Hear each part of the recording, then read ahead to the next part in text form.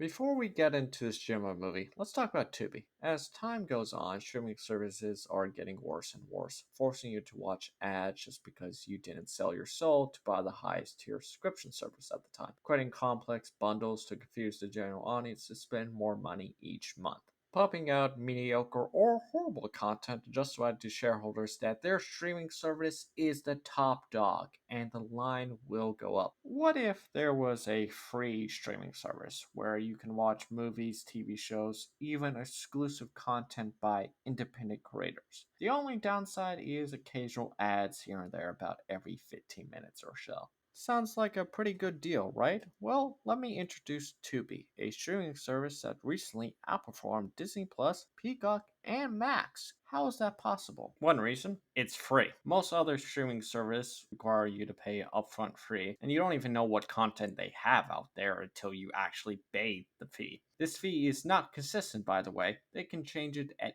any point if they choose to. Also, just like the American tax system, you don't know where this fee is going to. Does it go to the artist? Does it go to the CEO? Your guess is as good as mine, because you will never know. Another reason why people like Tubi, it allows anyone to upload a movie. No need to pitch your idea to a studio just to be rejected. If you have an idea, just go for it.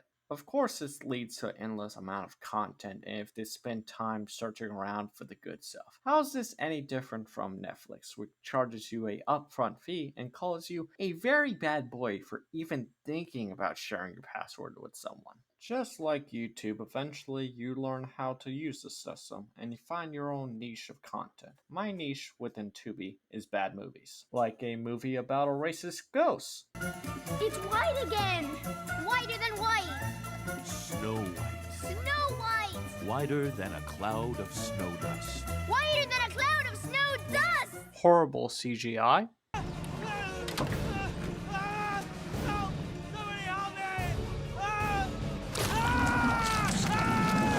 And of course, a movie that uses stock footage.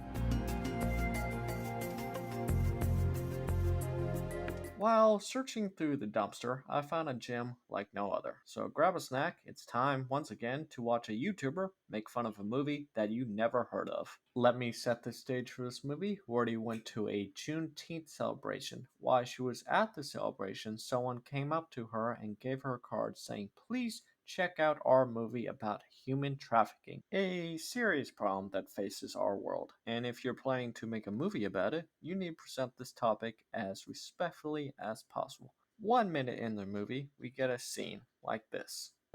Look, how about you come chill with me and my homie for the day? Any other time I would, but I'm tired and I gotta go take care of my mom. Man, don't even act like that. You know I'll make it worth your while for some, I man. gotta go take care of my mom. Yeah, bitch, get your ass in the motherfucking car. What I say? Oh, ass bitch. Fuck up! Hurry the fuck up! Let's go! Shut up! Boy, that escalated quickly. Yeah, they threw any type of subtlety onto the ground. After seeing that scene, you might have a few questions, like, what is this movie? Who made it? The movie is called Meet the Snows, written by Kedra Ponder and Ronald Taylor. Both don't have any other writing experience other than this movie. Always a good sign. The movie is directed by Robert Pierce, who brought us such classics as Christmas in Miami. Black Lives Matter. Reason or not? Black Lives Matter. I agree. Black Lives Matter. Black Lives Matter. That's right. This doesn't matter. And A Trip to Jamaica. Hey, Ricky. Hurt him. Bad. I want to feel his pain. And don't fuck up again. All good signs for premium brain rot content. There are a lot of things wrong with this movie, from plot, acting, dialogue. Any issue that you can think of, the movie has it. The best place to start is with this plot. If you look at the plot at its base level, it's a simple plot. Mr. Snow's daughter gets kidnapped, and it's time for a retired American Marine to grab up his guns and rescue his daughter. The movie is inspired by the Taken franchise. You know, the franchise that had one good movie and two horrible sequels. Taken 2, ruined by its dumb logic. Now take one of those little cats. It's a grenade. safe place you can throw it. That's right.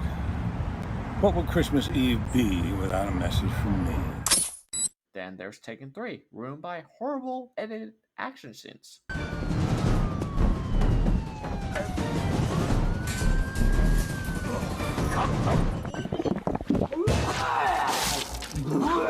The problem with Meet the Snows is if you peel back the layers of the plot, the movie starts falling apart. Let's start at the beginning of the movie. We see two college students walking around the campus. One is Mrs. Snow's daughter, named Ye, and her best friend, named Naomi. A couple things to note about their conversation. Naomi is horny. Oh, yay. Not all of us are waiting until marriage. Besides, he looks like he could crack my back.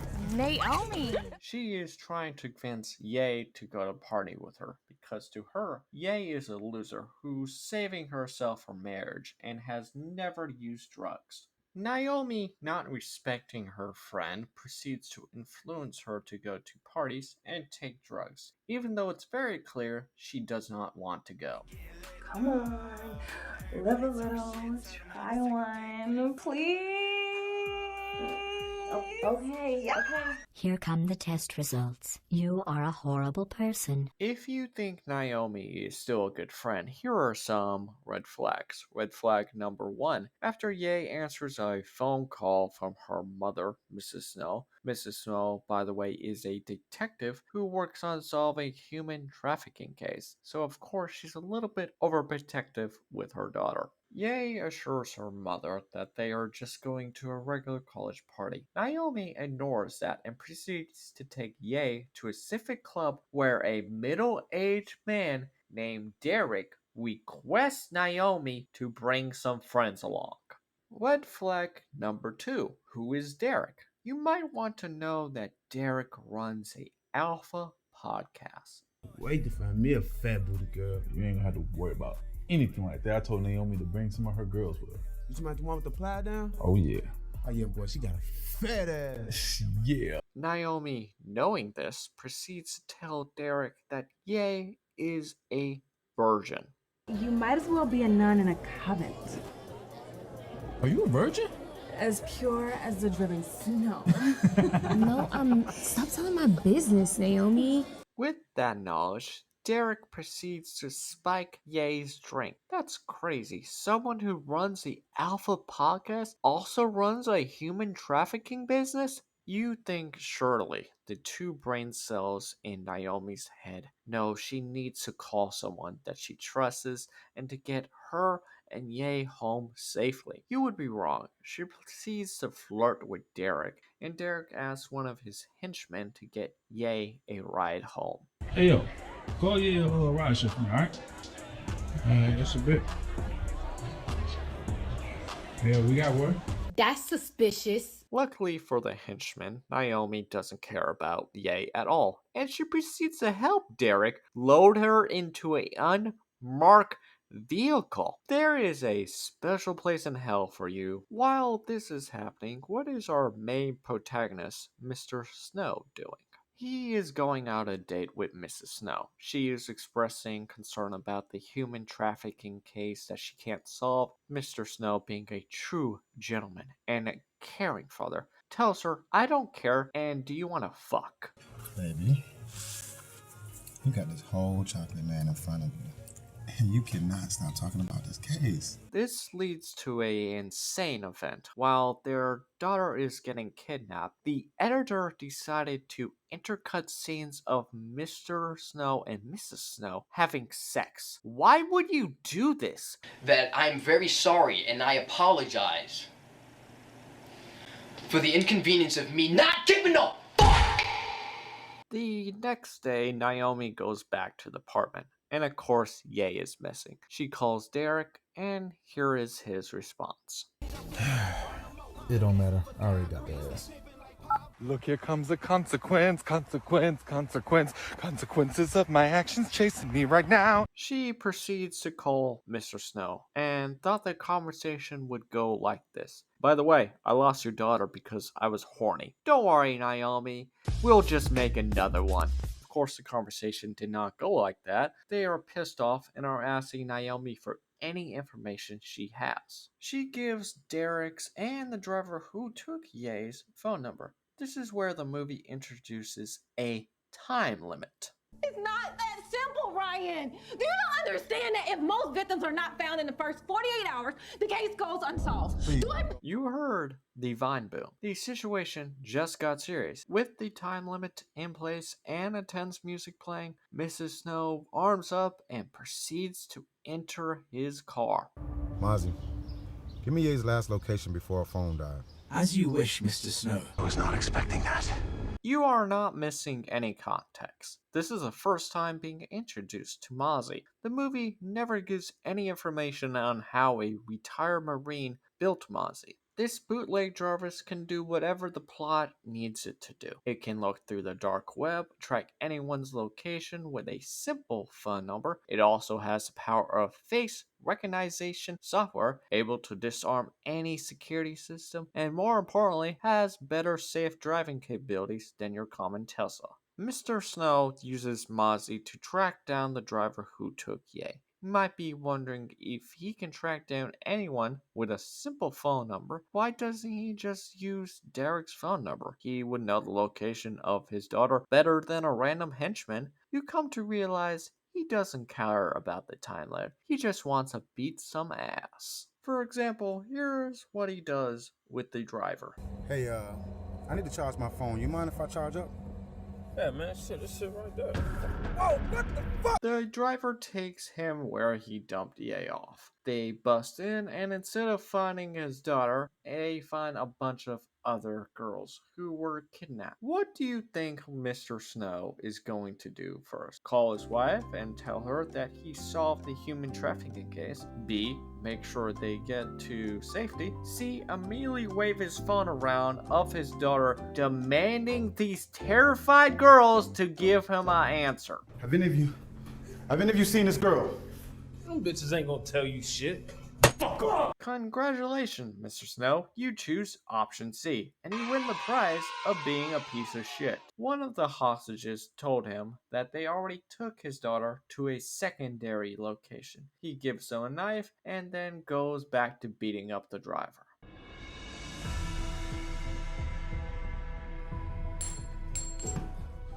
Heads or tails? What? Heads or fucking tails? Choose! You know what? I like ass. Fuck it. Tails, man. Tails. Fuck it. Head comes before ass. Heads, motherfucker.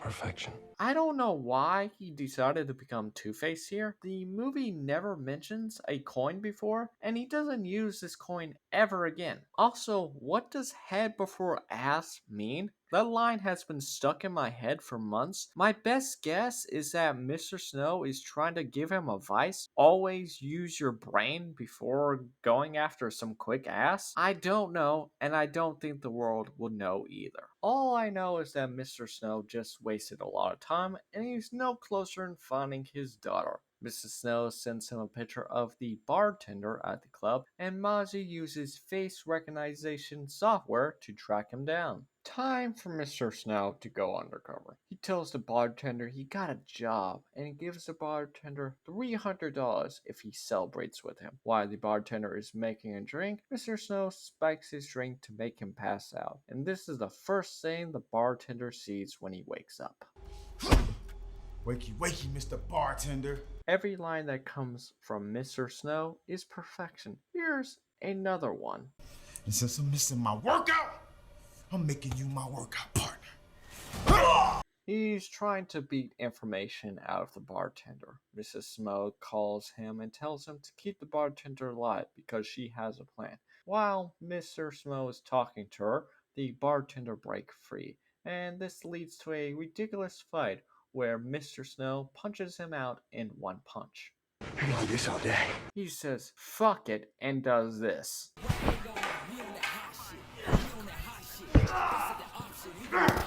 Yes, he just Mortal Kombat that dude. And this is how Mrs. Snow reacts to that. Damn! Now I gotta go with plan B.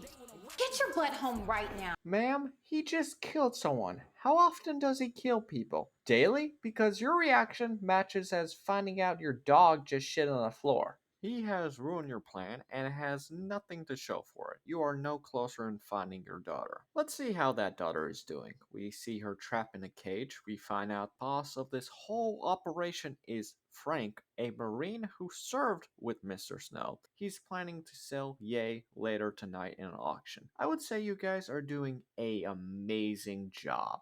Mr. Snow plan B is to use Insta-Hustler to find out who currently sleeping with Derek and make a deal with them. What type of deal? In exchange for convincing Derek to come to a location where Mr. Snow is waiting for him, she will give her $2,000 and promise to release her man from jail. This is Detective Snow. I know your man is in jail. If you help me, I'll have him out in 24 hours. Hold up. Wait a minute. Something ain't right. How does the detective have that type of power? And if you do have that type of power, how come you're not able to find your daughter on your own? I would like to remind you that your daughter is fighting for her life right now, and you and your husband are both wasting time in playing this spy fantasy. Speaking of wasting time, let's see how Mr. Snow uses this opportunity. Surely he's going to force Derek to tell him where his daughter is located. You like to play with girls. See if you can play your way into heaven. You didn't find any information about your daughter's location. All you have done in this entire movie is kill every lead you had. Luckily, Mrs. Snow uses Derek's phone number to track down where the auction is being held. They suit up to take down Frank and get their daughter back. Talking about Frank, is he a sympathetic villain? Not at all. We find out that he was discharged from the Marines for illegally selling firearms to the Soviet Union, and also this nugget of information. You were sex trafficking girls as young as 10 years old. On the black market, Frank. Jesus Christ. You would think they would be holding this auction in a secure location. Nope, it's being held at a public church. So the grand finale is a fight in a rundown basement at a public church with horrible choreography and bad editing. It's definitely a ending. While the fight is happening, Mrs. Snow and the police storm and rescue Ye. Took you long enough. Right before they storm the basement, Mr. Snow gets shot in the arm. Before things get worse, they arrest Frank, saving Mr. Snow's life. Mr. Snow and Frank have one more conversation. Of all things to be a part of. Sex trafficking? You got a daughter. You give a fuck? Hands down a better rivalry than Joker and Batman. Like all bad movies, they spend the last couple minutes teasing a sequel that you will never see. A parent calls Mr. Snow and says her daughter got kidnapped and she needs his help. He quickly ditches his traumatized daughter because that is his wife's job to handle. Do some stretches and his arm is back to normal. He drives into the sunset to kill once again. No notes, just perfection. The movie decided to take the worst aspects from the Taken sequel, its dumb logic and bad editing action scenes, and combine it with terrible dialogue written by a kid who thinks cursing makes you look cool. All that said, I would highly recommend you watching this movie. And Tubi is starting to figure out that I only consume trash. Just look at these highly recommendations. Don't worry, Tubi, I will be back. If you enjoyed this video and want me to cover more bad movies, consider joining the Wordy Discord and recommend the next movie. If you want to see these types of videos early, consider joining our Patreon. Either way, thank you for watching, and